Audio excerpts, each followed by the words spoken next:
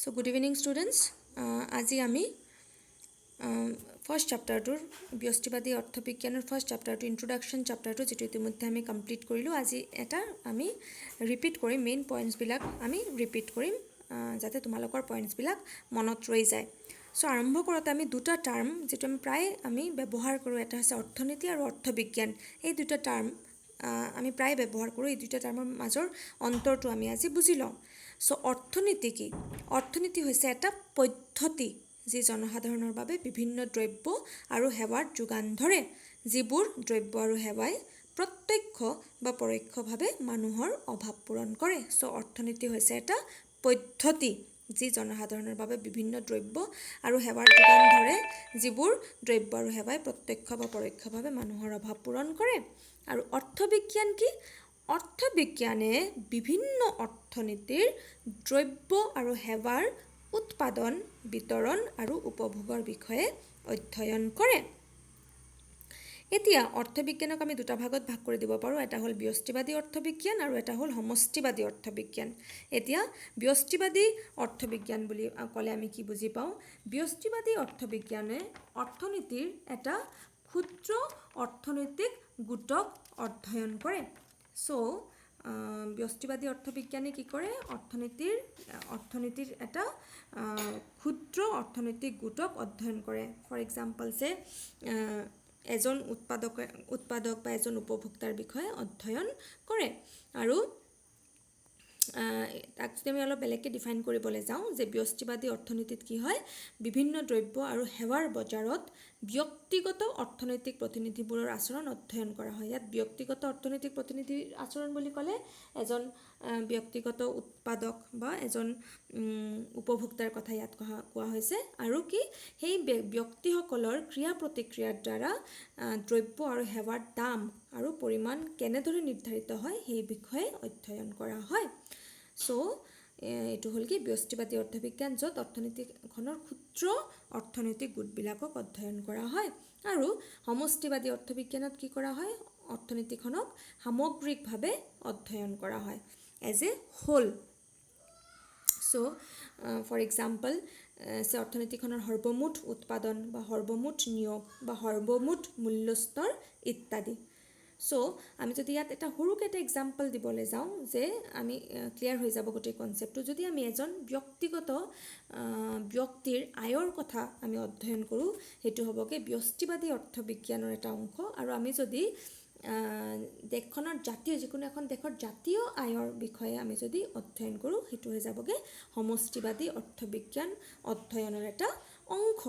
So এইটো হৈছেগৈ ব্যষ্টিবাদী অৰ্থবিজ্ঞান আৰু সমষ্টিবাদী অৰ্থবিজ্ঞানৰ এটা আইডিয়া। নেক্সট আহিলে অৰ্থনীতিৰ কেন্দ্ৰীয় সমস্যাবিলাক।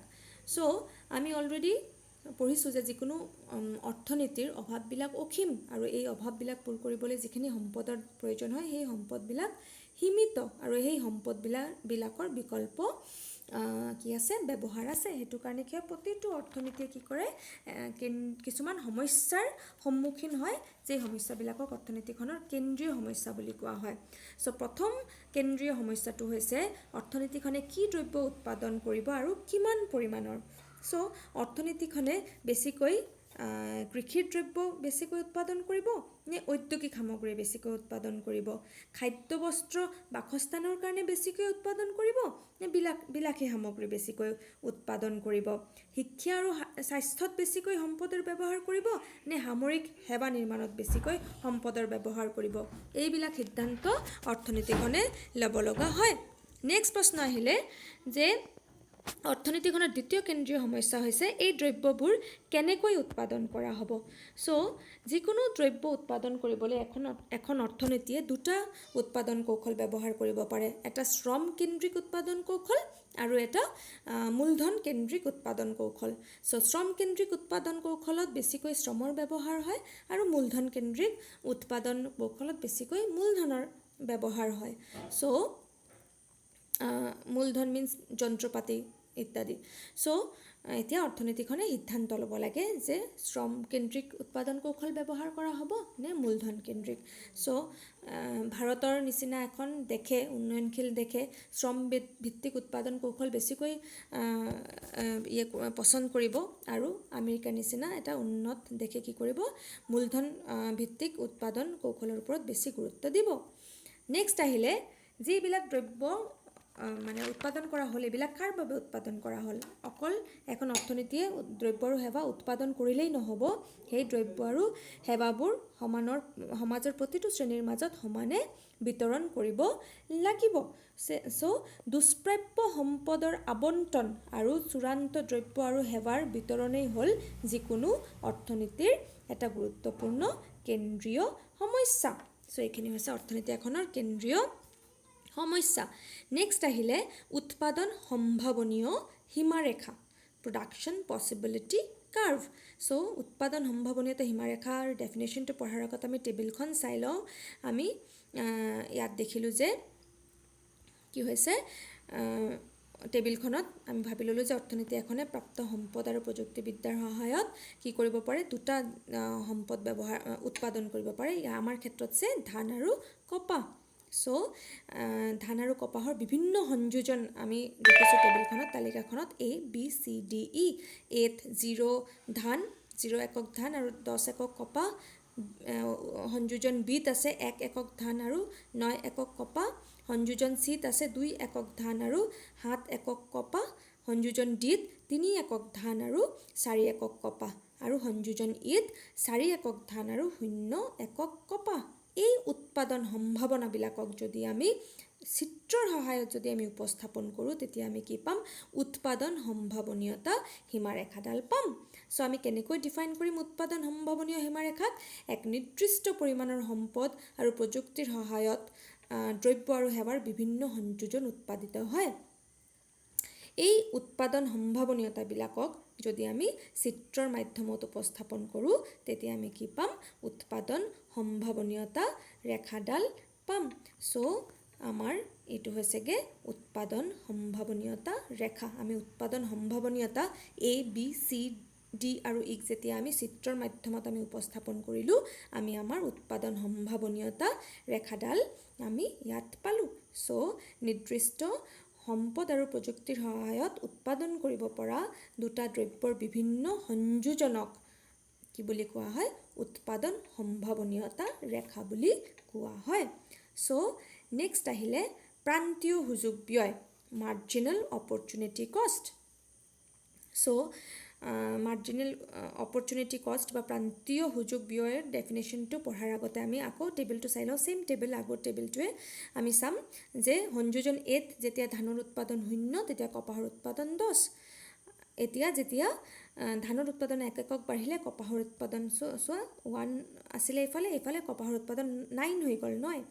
চ' আমি অলৰেডি বাৰে বাৰে এটাই কথা কৈছোঁ যে অৰ্থনীতি এখনৰ হাতত থকা সম্পদ আৰু প্ৰযুক্তিবিদ্যা সীমিত। চ' সেইটো কাৰণে অৰ্থনীতিখনে দ্ৰব্য আৰু সেৱাৰ উৎপাদন সমানে বৃদ্ধি কৰিব নোৱাৰে।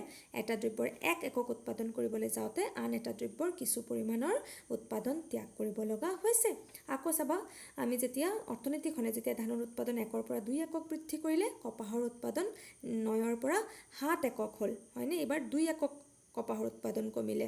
ঠিক তেনেকৈ আকৌ যেতিয়া আৰু 1 একক ধানৰ উৎপাদন বৃদ্ধি কৰা হ'ল, কপাহৰ উৎপাদন এইবাৰ 3 একক কমিলে, 7ৰ পৰা 4 হ'ল।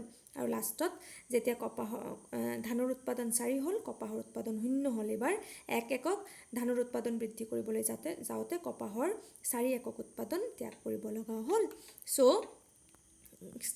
চোৱা, এটা ধানৰ 1 একক উৎপাদন বৃদ্ধি কৰিবলৈ যাওঁতে প্ৰতিবাৰ কপাহৰ উৎপাদন কিছু পৰিমাণে ত্যাগ কৰিব লগা হৈছে। চ' এইটোৱে হৈছে ধানৰ প্ৰান্তীয় সুযোগ ব্যয়। চ' আমি কেনেকৈ ডিফাইন কৰিম? যিকোনো দ্ৰব্যৰ প্ৰান্তীয় সুযোগ ব্যয়ে কি বুজায়? যে প্ৰান্তীয় সুযোগ ব্যয়ে এটা দ্ৰব্যৰ 1 একক উৎপাদন বৃদ্ধিৰ ফলত আনটো দ্ৰব্য ত্যাগ কৰাৰ পৰিমাণটোক বুজায়, হয়নে? চ' ইয়াত আমি লাষ্ট টেবুলৰ লাষ্ট কলামটো চোৱা, ধানৰ প্ৰান্তীয় সুযোগ ব্যয় আমাৰ ইয়াত কপাহৰ ক্ষেত্ৰত। চ' প্ৰথমটোতো ডেছ হ'ব, তাৰপিছত 1, 2, 3, 4। হয়নে? প্ৰতিবাৰ চোৱা 1 একক ধানৰ উৎপাদন বৃদ্ধি কৰিবলৈ যাওঁতে কি হৈছে, কপাহৰ উৎপাদনৰ পৰিমাণ বেছিকৈ ত্যাগ কৰিব লগা হৈছে। ইয়াকে আমি কি বুলি কৈছোঁ চোৱা, ক্ৰমবৰ্ধমান প্ৰান্তীয় সুযোগ ব্যয় বুলি কৈছোঁ। ক্ৰমবৰ্ধমান প্ৰান্তীয় সুযোগ ব্যয় মনত থবা। এই ক্ৰমবৰ্ধমান প্ৰান্তীয় সুযোগ ব্যয়ৰ কাৰণে আমাৰ উৎপাদন সম্ভাৱনীয়তা সীমাৰেখাডাল উৎপত্তিস্থলৰ ফালে অৱতল।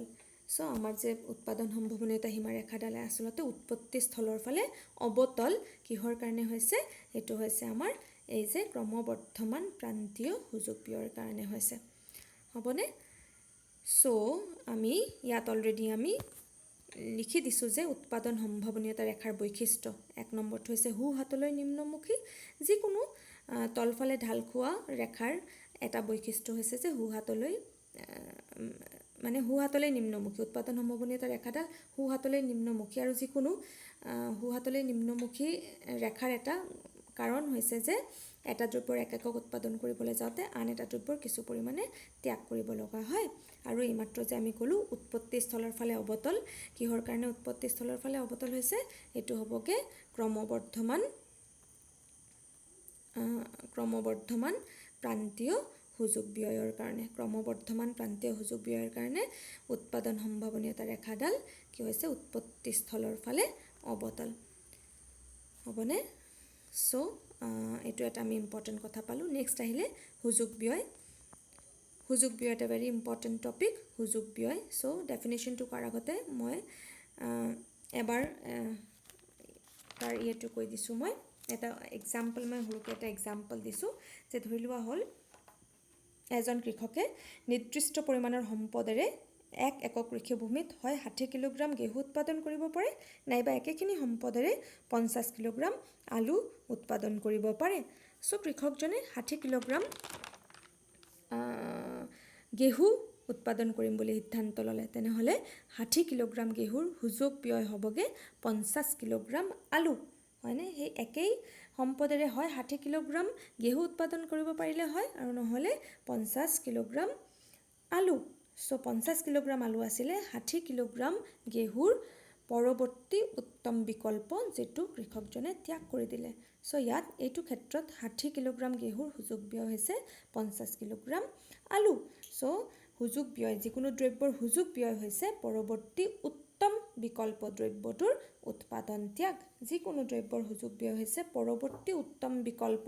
চ' 60 কিলোগ্ৰাম ঘেঁহুৰ পৰৱৰ্তী উত্তম বিকল্পটো আছিলে 50 কিলোগ্ৰাম আলু, যিটো কৃষকজনে ত্যাগ কৰিলে। চ' 60 কিলোগ্ৰাম ঘেঁহুৰ সুযোগ ব্যয় হ'ব 50 কিলোগ্ৰাম আলু।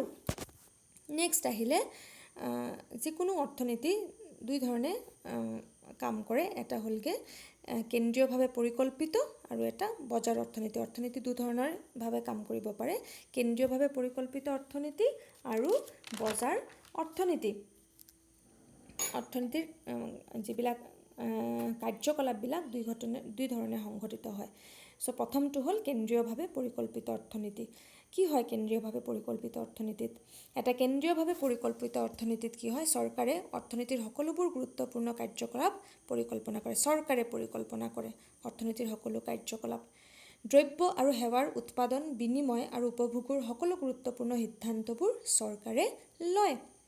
আৰু কেন্দ্ৰীয়ভাৱে পৰিকল্পিত অৰ্থনীতিত সকলো কাৰ্যকলাপ সমাজ কল্যাণমূলক। সমাজৰ যিকোনো কাম সমাজৰ কল্যাণৰ কাৰণেহে কৰা হয়। এইটো হৈছে কেন্দ্ৰীয়ভাৱে পৰিকল্পিত অৰ্থনীতি, য'ত চৰকাৰে গুৰুত্বপূৰ্ণ ভূমিকা গ্ৰহণ কৰে। তাৰ বিপৰীতে বজাৰ অৰ্থনীতিত কি হয় চোৱা, বজাৰ অৰ্থনীতিত সকলোবোৰ অৰ্থনৈতিক কাৰ্যকলাপ বজাৰৰ জৰিয়তে সংঘটিত হয়। এটা বজাৰ ব্যৱস্থাত সকলোবোৰ দ্ৰব্য আৰু সেৱাৰ একোটা দাম থাকে, য'ত বিনিময় সংঘটিত হয়। এটা বজাৰ ব্যৱস্থাত দামৰ সংকেতেৰে অৰ্থনৈতিক কাম কাজৰ সমন্বয় সাধন কৰি কি উৎপাদন কৰিব লাগিব আৰু কিমান পৰিমাণে কৰিব লাগিব আদি কেন্দ্ৰীয় সমস্যাবোৰ সমাধান কৰিব পাৰি। চ' বজাৰ অৰ্থনীতিৰ মেইন যিখিনি অৰ্থনৈতিক কাৰ্য হয় তাৰ এটাই উদ্দেশ্য হ'ল যে লাভৰ কাৰণে কৰা হয়। লাভ আহৰণ কৰিবলৈ প্ৰতিটো কাৰ্য কৰা হয়। ইয়াত পইচা দিয়া, সেৱা লোৱা, পইচা নাই সেৱা নাপায়, দ্ৰব্য বা সেৱা নাপায়। ইয়াত সমাজ কল্যাণ বুলি একো ধাৰণা নাই। চ' কেন্দ্ৰীয়ভাৱে পৰিকল্পিত অৰ্থনীতিত সকলো কাম কাজ চৰকাৰে কৰে, চৰকাৰৰ গুৰুত্বপূৰ্ণ ভূমিকা এটা থাকে আৰু বজাৰ অৰ্থনীতিত কি হয়, সকলো অৰ্থনৈতিক কাৰ্যকলাপ বজাৰৰ জৰিয়তে সংঘটিত হয়। চ' আমাৰ কি হৈছে, অৰ্থনৈতিক কাৰ্যকলাপৰ সংগঠন দুধৰণে হয়, কেন্দ্ৰীয়ভাৱে পৰিকল্পিত অৰ্থনীতি আৰু বজাৰ অৰ্থনীতি। নেক্সট আহিলে যথাৰ্থ অৰ্থনৈতিক বিশ্লেষণ আৰু আদৰ্শগত অৰ্থনৈতিক বিশ্লেষণ। এটা হ'লগৈ যথাৰ্থ অৰ্থনৈতিক বিশ্লেষণ, এটা হ'লগৈ আদৰ্শগত অৰ্থনৈতিক বিশ্লেষণ। চ' ডেফিনেশ্যনবিলাক পঢ়াৰ আগত আমি এক্সাম্পলবিলাক এবাৰ চাই লওঁ। যথাৰ্থ অৰ্থনৈতিক বিশ্লেষণৰ এক্সাম্পলবিলাক হ'ল, ভাৰতত এজন শ্ৰমিকৰ এদিনৰ মজুৰি গড়ে 300 টকা। ভাৰতৰ মহাবিদ্যালয়সমূহত ছাত্ৰীতকৈ ছাত্ৰৰ সংখ্যা অধিক আৰু ভাৰতত নিবনুৱাৰ হাৰ 7.34%, হয়নে? আৰু এইফালে আদৰ্শগত অৰ্থনৈতিক বিশ্লেষণৰ উদাহৰণবিলাক কি, যে ভাৰতত এজন শ্ৰমিকৰ এদিনৰ মজুৰি 300 টকাতকৈ অধিক হোৱা উচিত, ভাৰতৰ মহাবিদ্যালয়সমূহত ছাত্ৰ ছাত্ৰীৰ সংখ্যা সমান হোৱা উচিত, ভাৰতত নিবনুৱাৰ হাৰ হ্ৰাস কৰিবলৈ চৰকাৰে পদক্ষেপ গ্ৰহণ কৰা উচিত।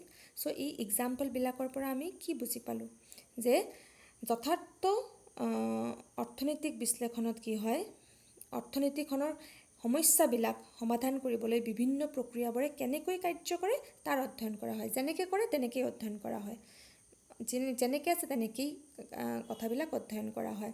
কিন্তু আদৰ্শগত অৰ্থনৈতিক বিশ্লেষণত কি হয়, অৰ্থনৈতিক সমস্যাবোৰ সমাধান কৰিবলৈ কি কি প্ৰক্ৰিয়া লোৱা উচিত, কি কি প্ৰক্ৰিয়াবোৰ বাঞ্ছনীয়, হয়নে, এই বিষয়ে অধ্যয়ন কৰা হয়। চ' যথাৰ্থ অৰ্থনৈতিক বিশ্লেষণত অৰ্থনীতিৰ কেন্দ্ৰীয় সমস্যাবোৰ সমাধান কৰিবলৈ বিভিন্ন প্ৰক্ৰিয়াবোৰ কেনেকৈ কাৰ্য কৰে তাৰ অধ্যয়ন কৰা হয়, আৰু আদৰ্শগত অৰ্থনৈতিক বিশ্লেষণত অৰ্থনৈতিক সমস্যাবোৰ সমাধান কৰোঁতে বিভিন্ন প্ৰক্ৰিয়াবোৰ বাঞ্ছনীয় হয় নে নহয় তাক অধ্যয়ন কৰা হয়।